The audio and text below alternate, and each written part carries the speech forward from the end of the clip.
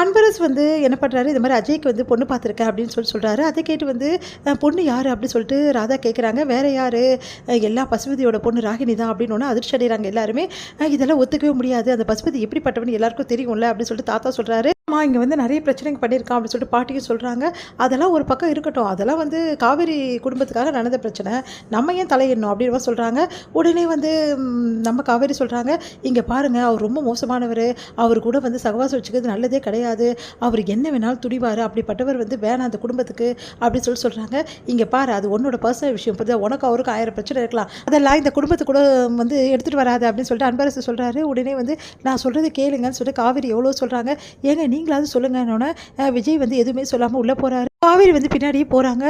ஏங்க அவங்க பசுபதி பற்றி உங்களுக்கு நல்லா தெரியும்ல, அது மட்டும் இல்லைங்க, அவங்க பொண்ணு ராகினி எவ்வளோ மோசமானவ தெரியுமா, வந்து நிபினை கல்யாணம் பண்ணிக்கிற சுற்றி இருந்தா, அப்புறம் என்ன ஆச்சுன்னு தெரியல, எதுக்காக இந்த மாதிரி கல்யாணத்துக்கு சமைச்சாலும் தெரியல, ப்ளீஸுங்க சொன்னால் புரிஞ்சுக்குங்க அப்படின்றாங்க. காவேரி வந்து திரும்பி போகும்போது நிவின் வந்து சிங்கிளாக தான் இருக்கணும், அதனால் வந்து ராகினிக்கு கல்யாணம் நடந்தால் தான் அவன் சிங்கிளாக இருப்பான், அதனால் இந்த கல்யாணம் நடந்தே தீரணும், காவேரிக்காக இது செஞ்சு ஆகணும் அப்படின்னு சொல்லிட்டு உடனே வந்து கொஞ்சம் அமைதியாக இருக்கியா அப்படின்னு சொல்லிட்டு போகிறாரு. போயிட்டு இந்த கல்யாணத்தில் எனக்கு விருப்பம், ஆக வேண்டிய வேலையை பாருங்க அப்படின்னு சொல்கிறாரு.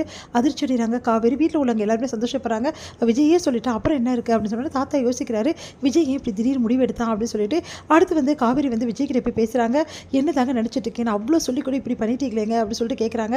இதை பற்றி எதுவும் பேச வேணாம் அப்படின்றாரு. இல்லைங்க நான் பேசி தான் தீரணும், எதுக்காக இந்த முடிவு எடுத்தீங்க சொல்லுங்கள், இப்போ சொல்ல போகிறீங்க இல்லையா அப்படின்னு சொல்லிட்டு கத்துறாங்க. எல்லாம் உனக்காக தான் அப்படின்னு சொல்லிட்டு கத்துறாரு.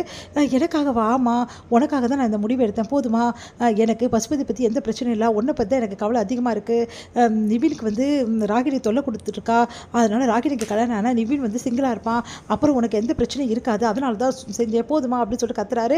கொஞ்சமாவது புரிஞ்சுக்கோ அப்படி சொல்லிட்டு போகிறாரு. உடனே வந்து இதை நினச்சி காவேரி அழ ஆரம்பிக்கிறாங்க.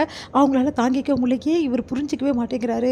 நான் நிவினை கல்யாணம் பண்ணிக்கிறேன்னு இவர்கிட்ட சொன்னேன்னா, ஏன் நிவின் வந்து எப்போ பார்த்தாலும் என்கிட்ட பேசிகிட்டு இருக்காரு, அவரை பற்றி பேசக்கூடாதுன்னு நான் சொல்லியிருக்கேன்ல, மறுபடியும் எதுக்கு பேசுகிறாரு, ஏன் வந்து விஜய் என்னை புரிஞ்சிக்கவே மாட்டேங்கிறீங்க அப்படின்னு சொல்லிட்டு பயங்கரமாக கதறி அழறாங்க.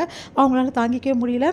இங்கே வந்து நிவின் வந்து பார்க்குறாரு யமுனா வந்து வந்துக்கிட்டே இருக்காங்க ரொம்ப சோகமாக. ஏம்மா இவ்வளோ சோகமாக இருக்க அப்படின்னு சொல்லிட்டு கேட்குறாரு. உடனே வந்து வீட்டில் நிறைய பிரச்சனைங்க அப்படி சொல்கிறாங்க. சாப்பிட்டியான்றாரு. சாப்பிட்லன்றாங்க. சரிப்பா அப்படி சொல்லிட்டு சாப்பாடு வாங்கிட்டு போயிட்டு கொடுக்குறாரு. வந்து ரெஸ்டாரண்ட்டில் கூட்டின்னு போயிட்டு அவங்க வந்து 2 பேருமே சாப்பிட்டுட்டு இருக்காங்க. அப்போ வந்து நீங்கள் எவ்வளோ ஆறுதலாக இருக்கீங்க தெரியுமா, எனக்கு எவ்வளோ சந்தோஷமாக இருக்குன்றாங்க. நீ வந்து எதை பற்றியும் யோசிக்காத, வீட்டை பற்றி எதையுமே யோசிக்காத, நீ படிப்பில் கவனத்தை செலுத்து, நீ கலெக்டர் ஆகணும்னு ஆசைப்பட்டல, அதனால் கலெக்டர் ஆகு, அப்புறம் உன் வீட்டு பிரச்சனை நீயே அழகாக வந்து ஹேண்டில் பண்ணிக்கலாம் அப்படி சொல்கிறாங்க. நான் கண்டிப்பாக கலெக்டர் ஆவேன், நல்லா படிப்பேன், ஆனால் வந்து என் கூட இருப்பீங்களா துணையா, நான் கண்டிப்பாக இருப்பேன், கடைசி வரைக்கும் இருப்பீங்களா, கடைசி வரைக்கும் இருப்பேன், சரி வந்து என்னை கல்யாணம் பண்ணிப்பீங்களா எனக்கு அப்படி சொன்னோன்னா அதிர்ச்சி அடைகிறாரு. என்னது கல்யாணம் பண்ணிக்கணுமா அப்படின்னு. ஆமாம் நான் உங்களை விரும்புகிறேன், இப்போ இல்லை எப்போலேருந்து விரும்புகிறேன் அப்படி சொன்னோன்னா அதிர்ச்சி அடைகிறாரு. இங்கே பாரு, இந்த மாதிரி வந்து இல்லை உனக்கு வந்திருக்கிறது வந்து வெறும் அட்ராக்ஷன் தான், காதல் கிடையாது, அதனால் காதல்னு சொல்லிட்டு போட்டு குழப்பிக்காது. இல்லைங்க உண்மையினா உங்களை நான் விரும்புகிறேன், தயவுசெய்து புரிஞ்சுக்கன்றாங்க. என் மனசில் நீ கிடையாது, அப்போது யார் இருக்கா உங்கள் மனசில் யார் இருக்காங்கன்னு உனக்கு நல்லாவே தெரியும் யமுனா, தயவுசெய்து வந்து இதை பற்றி பேசாத அப்படின்னு சொல்லிட்டு கிளம்புறாரு. யமுனா அதிர்ச்சி அடைகிறாங்க.